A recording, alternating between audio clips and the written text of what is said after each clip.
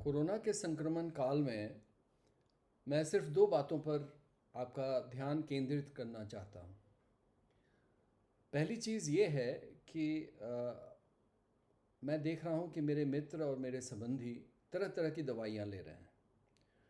तो मैं मोटी मोटी बातें बता दूँ आपको कि पहले सप्ताह में सिर्फ क्रोसिन का ही सेवन करें और दूसरे सप्ताह में आप अपने डॉक्टर के एडवाइस पर स्टेरॉइड, ऑक्सीजन या एंटीकोआगुलेंट्स का सेवन कर सकते हैं। अन्य जितनी भी दवाइयाँ हैं ये कुछ भी कोविड में काम नहीं करती हैं और इसका फ़ायदा सिर्फ फार्मास्यूटिकल कंपनीज़ को होता है। अतः आप व्हाट्सएप से बचें और इन उलझुल दवाइयों का सेवन ना करें। दूसरा जो फोकस है वो है सीटी स्कैन पर। तो इसी बीच में हमारे एक बहुत ही सुप्रसिद्ध मित्र हैं हमारे देश के, जिन्होंने एक बहुत बेतुकी बात कह दी कि सीटी स्कैन कराने से कैंसर का खतरा बढ़ जाता है। तो इसमें ये मेरा कर्तव्य है कि मैं इसमें बातें साफ कर दूं। तो सीटी स्कैन कुछ भी आप कराएं, कैंसर का कोई भी खतरा नहीं बढ़ेगा।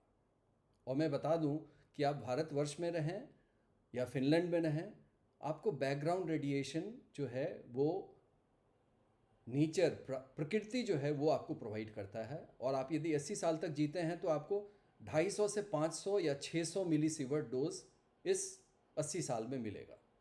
और एक सीटी स्कैन लो डोज जो हम लोग करते हैं आजकल कोविड के लिए, उसमें आपको मात्र 1 से 2 मिलीसीवर्ट डोज मिलता है। तो आप देखिए कहाँ आपका 250 से 600 मिलीसीवर्ट और कहाँ ये 1 से 2।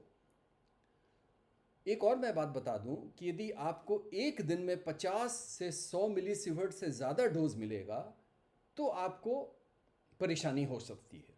और ये कोई भी डायग्नोस्टिक जांच में नहीं मिल सकता है। जो सबसे ज़्यादा डोज मिलता है वो है पेट सीटी में, और उसमें भी हार्डली 20 से 25 मिलीसीवर्ट्स मिलता है।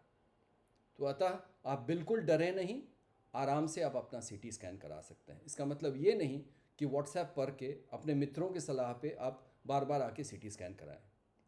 मोटी मोटी बातें मैं ये बता दूं कि पहले सप्ताह में सीटी स्कैन कराने से आपको कोई फ़ायदा नहीं है। आपका अगर फ़ायदा है, आपका पैसा अपव्यय होगा और आपको एक फॉल्स सेंस ऑफ सिक्योरिटी मिलेगा कि मुझे कोई ख़ास बीमारी नहीं है।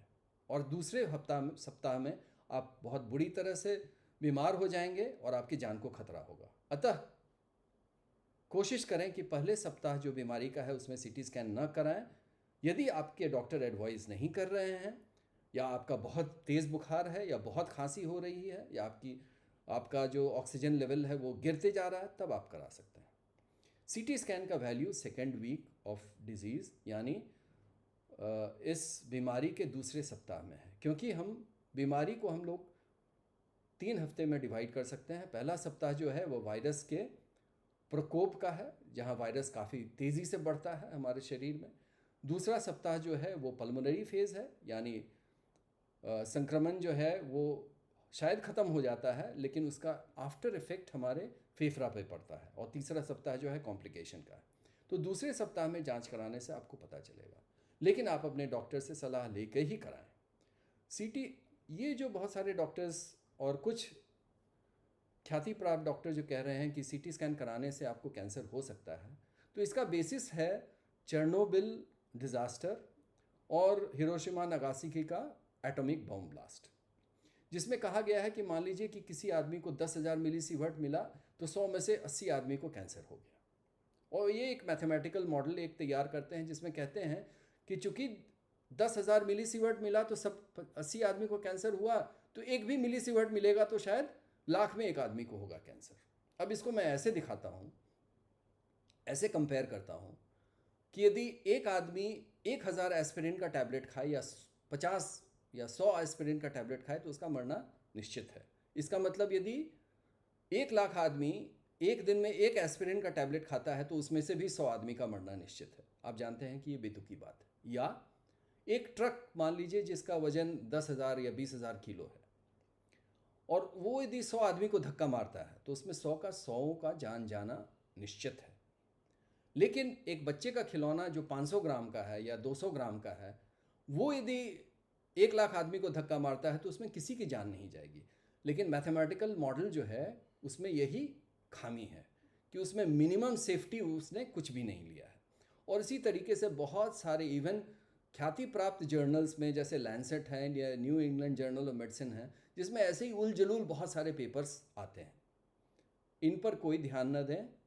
एक दिन में यदि आपका डोज 50 से 100 मिलीसीवर्ट के नीचे है किसी भी जांच में, और जो कि आप सबसे ज़्यादा पेट सीटी में है 25 मिलीसीवर्ट, तो आपको कोई खतरा नहीं है। और आप यदि दूसरे दिन 3 दिन के बाद फिर रिपीट कराते हैं तो आपका एक्यूमुलेटिव डोज इफेक्ट, यानी लगातार आप जांच करा रहे हैं उससे आपका क्यूमुलेशन की वजह से कैंसर हो जाएगा, ऐसा कुछ भी नहीं है। लेकिन फिर मैं वार्निंग दे रहा हूँ, अपने मन से सीटी स्कैन ना कराएं, अपने डॉक्टर से पूछें। कोशिश करें पहले सप्ताह में सीटी स्कैन ना कराएं, क्योंकि इससे आपको गलत फहमी हो सकती है। सिर्फ कुछ कुछ कारणों से मैंने बताया उस समय आप करा सकते हैं। दूसरे सप्ताह में इसका फ़ायदा है, अपने डॉक्टर से पूछें और तभी सीटी स्कैन कराएं।